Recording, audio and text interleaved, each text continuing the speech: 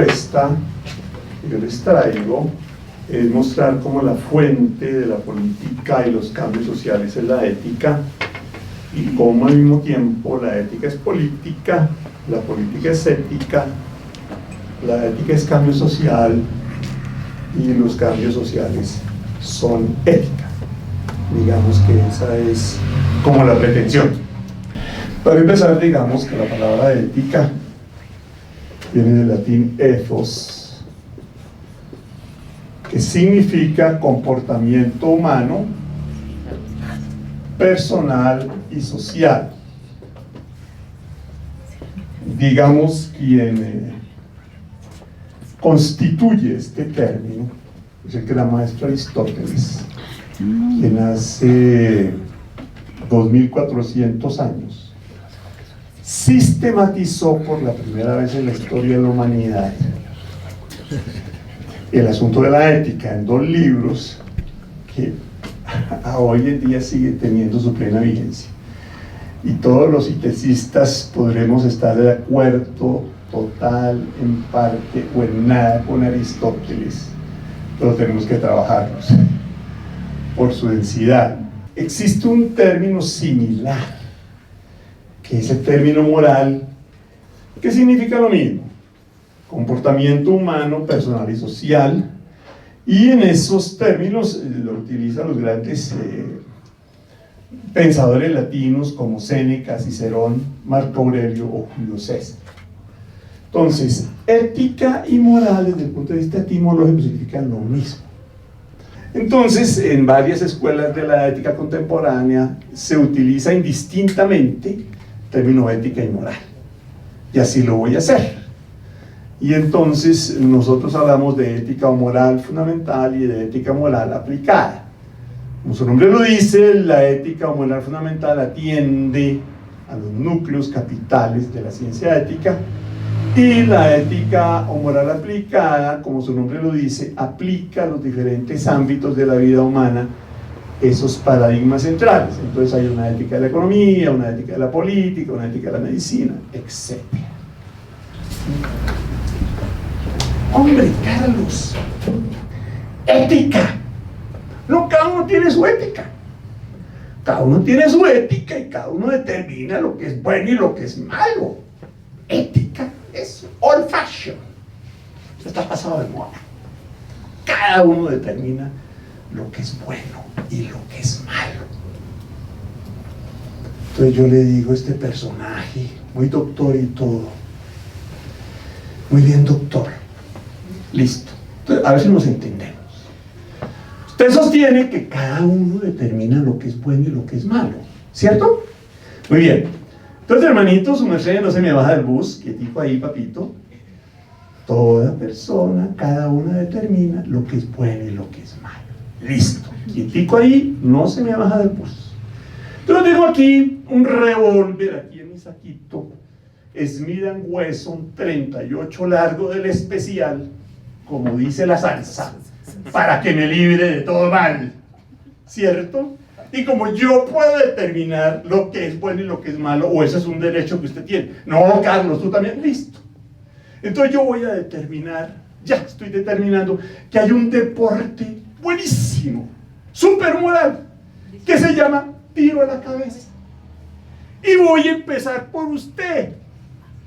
Yo simplemente estoy aplicando sus principios. ¿O es que usted solo es el que determina lo que es bueno y lo que es malo?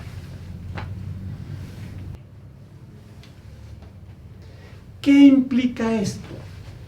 2 elementos capitales de la ética, que es su dimensión objetiva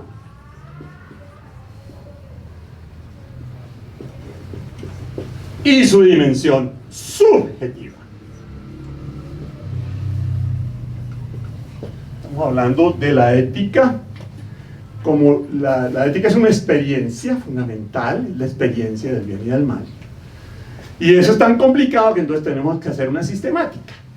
Entonces yo estoy planteando aquí de manera muy sintética, ¿verdad?, la sistemática de una ciencia que se pregunta por el bien y el mal, el estatuto del bien y el mal, el origen del bien y el mal, y cómo abocar el bien y el mal. Ahí nos hallamos. Entonces, para ello existe la dimensión objetiva y la dimensión subjetiva en la ciencia ética. Dos palabras de etimología latina. Objetivo viene de objectare. Entonces aquí, en este contexto, objectare es poner y lo que está afuera. En este caso, lo que está fuera de mí. Entonces la ética tiene una dimensión que está fuera de mí. Y subyectare, ¿no? Sub, dentro, yectare, en este contexto, puesto. Entonces, subyectare, lo que está puesto dentro de mí. Entonces, obviamente, la ética tiene una dimensión subjetiva que está dentro de cada uno, pues por supuesto, porque no es que cada uno de nosotros es sujeto de la ética, pero yo solito no puedo determinar lo que es bueno y lo que es malo. Porque ¿qué pasa? La experiencia milenaria de la humanidad nos muestra que cuando una sola persona determina lo que es bueno y lo que es malo, caemos en la anomía moral, en la anarquía y en el imperio del más fuerte, que se carga a los débiles, o sea que se carga a todo el mundo. Entonces por eso necesitamos una instancia objetiva, que no depende de uno solo, sino que buscamos dependa de todos. Entonces por eso la ética tiene la dimensión subjetiva y la dimensión objetiva. ¿Quién construye la dimensión objetiva? Todos. Ninguna autoridad económica, política, religiosa, militar tiene el derecho de determinar qué es lo bueno y qué es lo malo, como ha sucedido en la historia de la humanidad. No, viejito, eso es una tarea de todos nosotros. Cada comunidad tiene derecho a tener su ética. Hay un detalle, y es que todos vivimos bajo el mismo techo, en nuestra casa común, que es la tierra. Entonces como estamos en la misma casa, entonces necesitamos unos acuerdos mínimos para poder convivir, porque si no, nos destruimos. Entonces por eso estamos llamados a la construcción del consenso ético mínimo universal, que para algunas escuelas de la ética se concreta en la Declaración Universal de Derechos Humanos Personales y Sociales del año 48. Ese es el mínimo ético universal que nosotros construimos, y que como construimos, nosotros mismos nos obligamos a acatar. Algo te saca de la cama, una fuerza te saca de la cama, en mi caso muy potente, porque les insisto, para mí la peor tragedia de la humanidad es levantarse. Es una fuerza potente. Y esa fuerza se llama el sentido, que es el corazón de la ética.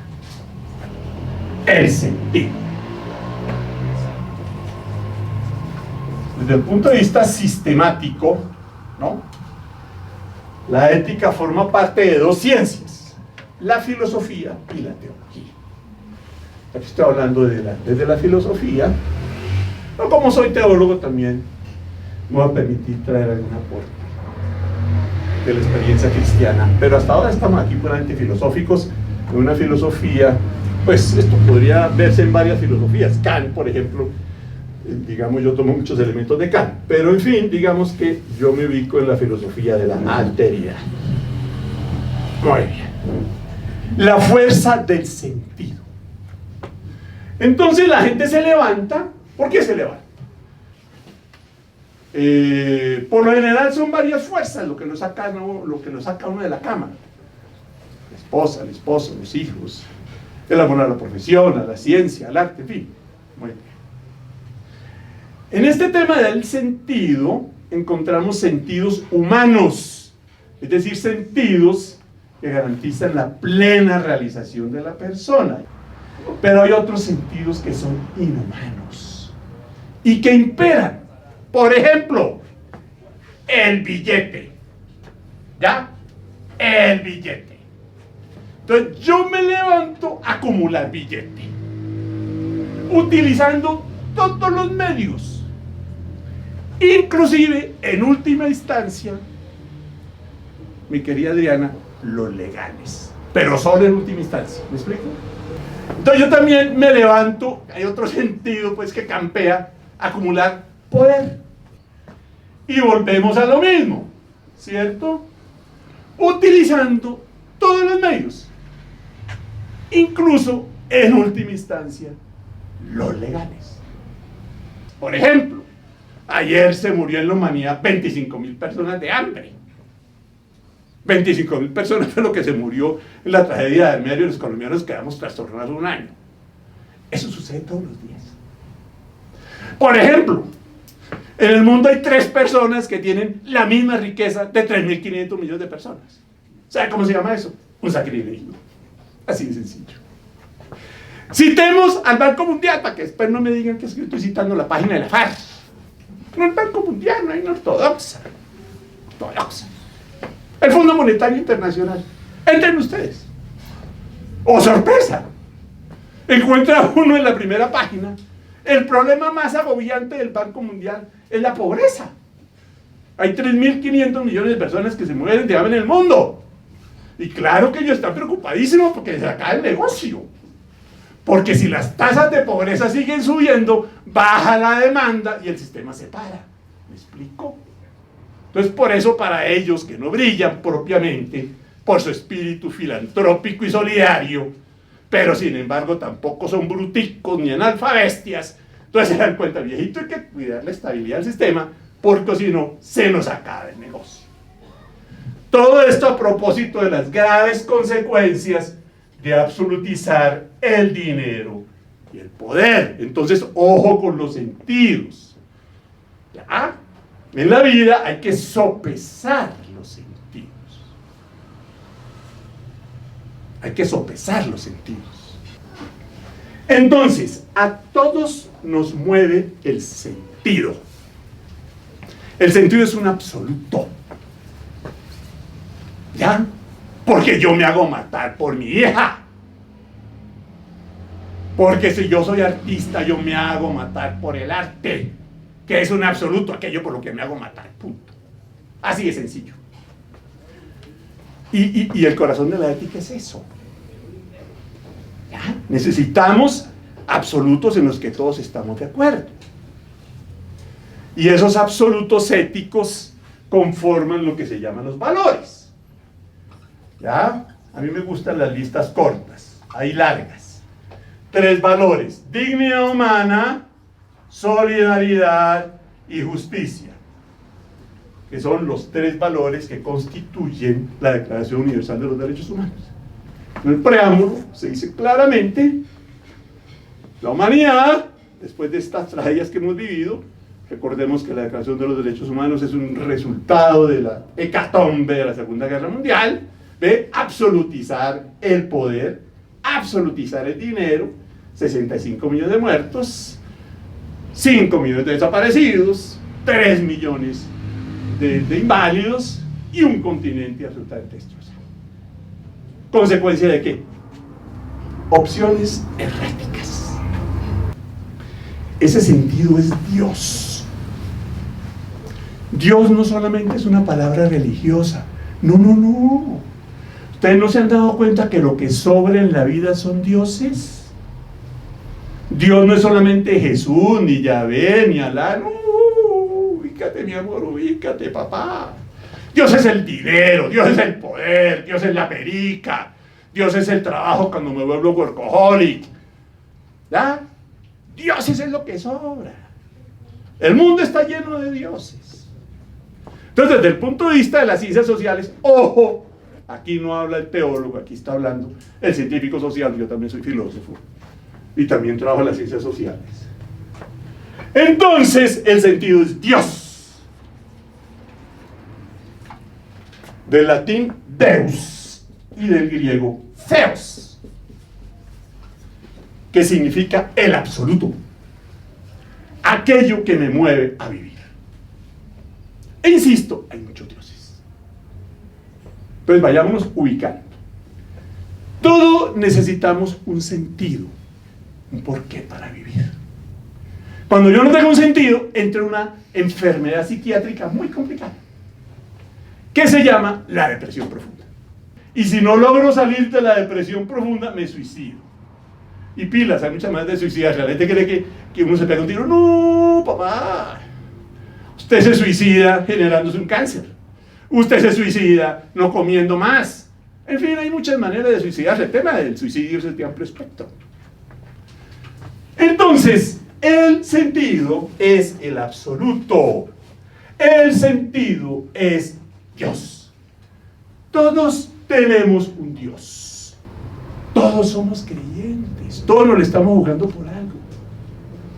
Entonces, ojo, tenemos que abrir la mente, ¿verdad? Y ver que el tema de Dios es un tema amplio, complejo, que no lo podemos encerrar en una sotana o en una sacristía, viejito. No, no, no, no, no.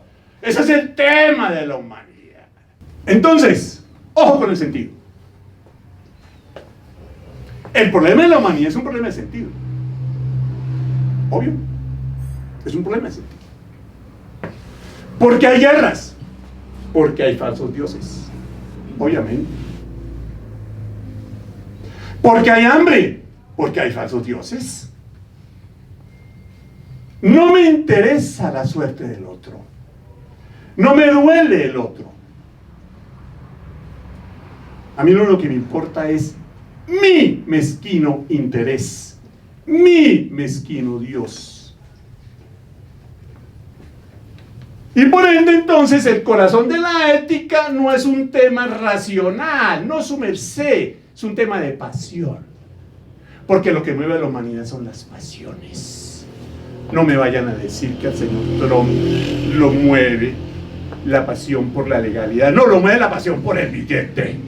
Lo mueve la pasión por la arrogancia de poder. Y entonces tenemos a su asistente para seguridad nacional diciendo que dejémonos de bobaditas. En este mundo lo único que cuenta es la fuerza y el poder. Y en la administración Trump, eso es lo que nosotros queremos hacer. Entren en Google. Entonces, el eje de la ética es el sentido. Por eso, no hay política ni hay cambio social si nosotros no aclaramos el tema del sentido. La raíz de todos los cambios en el mundo y por consiguiente de la política y de la economía es el tema del sentido. ¿Tú a qué le apuestas? ¿Tú le apuestas al otro? ¿Tú le apuestas a la solidaridad? ¿O tú le apuestas a tu ego? ¿O tú le apuestas a tu sed de poder? El eje de la ética es el sentido. El eje de la humanidad es el sentido. Tenemos que enamorarnos del sentido. Entonces, por eso la primera tarea política, ¿cuál es? No es el partido, papá. Es el sentido. Esa es la primera tarea política. Y cualquier partido político serio, lo primero que tiene que preguntarse es cuál es el sentido de lo que estamos haciendo aquí. Y cómo vamos a cultivar ese sentido. Antes que cualquier otra cosa.